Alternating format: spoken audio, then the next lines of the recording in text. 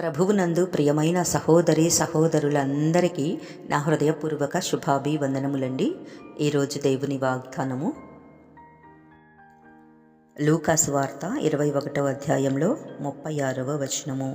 కాబట్టి మీరు జరుగబోవు వీటి నెలను తప్పించుకొని మనుష్య కుమారుని ఎదుట నిలువబడుటకు శక్తిగలవారగునట్లు ఎల్లప్పుడూ ప్రార్థన చేయుచు మెలకువగా ఉండుడని చెప్పెను. నా ప్రియమైన సహోదరి సహోదరులారా,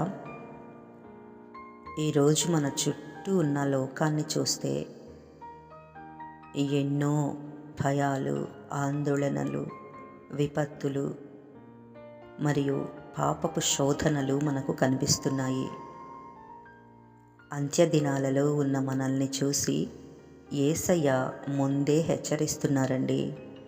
ఈ లోక శోధనలన్నిటి నుండి మనం తప్పించుకోవాలన్నా, అపవాది తంత్రాలను జయించాలన్నా మనకు 2 ఆయుధాలు చాలా అవసరం. ఒకటి ఆత్మీయమైన మెలకువ, రెండవది ఎడతెగని ప్రార్థనా జీవితం.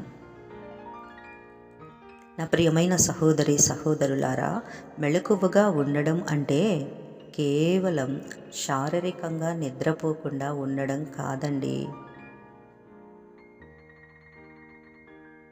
మన హృదయాలలోనికి పాపము, లోక ఆశలు, లోక విచారాలు ప్రవేశించకుండా జాగ్రత్త పడడం. మన ఆత్మీయ జీవితం ఎక్కడ ముగించిపోతుందో అని నిరంతరం మనల్ని మనం పరీక్షించుకోవడమే నిజమైన మెలకువ. అలాగే ఈ లోకంలో జీవించడానికి మనకు కావలసిన బలము కేవలము మోకాలి ప్రార్థన ద్వారానే లభిస్తుందండి.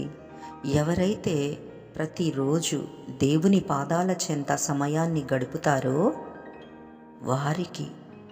వారికి రాబోయే కాలంలో ఏ శోధననైనా తట్టుకునే శక్తిని దేవుడు ఇస్తారండి. మన జీవితాల ముగింపు లక్ష్యం ఒక్కటేనండి. ఒకరోజు మనందరము ఆ మనుష్య కుమారుడైన యేసు క్రీస్తు సింహాసనం ఎదుట నిలబడాలి. ఆ రోజు ఆయన మనల్ని చూసి నమ్మకమైన దాసుడా అని పిలవాలి. అలా పిలవాలి అంటే ఈరోజే మన ప్రార్థనా జీవితాన్ని మనం బలపరుచుకోవాలండి. సమయం కొంచెమే ఉంది కాబట్టి లోకపరమైన విషయాలలో సమయాన్ని వృధా చేయకుండా దేవుని రాకడ కొరకు మనల్ని మనం సిద్ధపరచుకుందామండి. ప్రార్థన చేసుకుందామండి. అందరూ తలలు వంచి ప్రార్థనలో ఏకీభవించండి.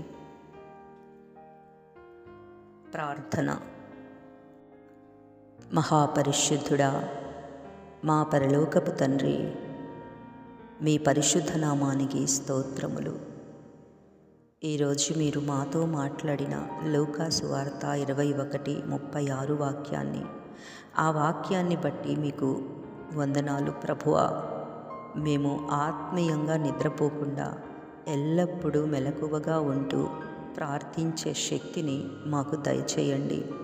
రాబోయే అంత్యదిన శోధనలన్నిటి నుండి మమ్మల్ని తప్పించి మీరు మహిమతో తిరిగి వచ్చినప్పుడు మీ ఎదుట యోగ్యులుగా నిలబడే కృపను మాకు, ఈ వీడియో చూస్తున్న ప్రతి బిడ్డకు దయచేయమని యేసు క్రీస్తు నామములో అడుగుచున్నాము తండ్రి.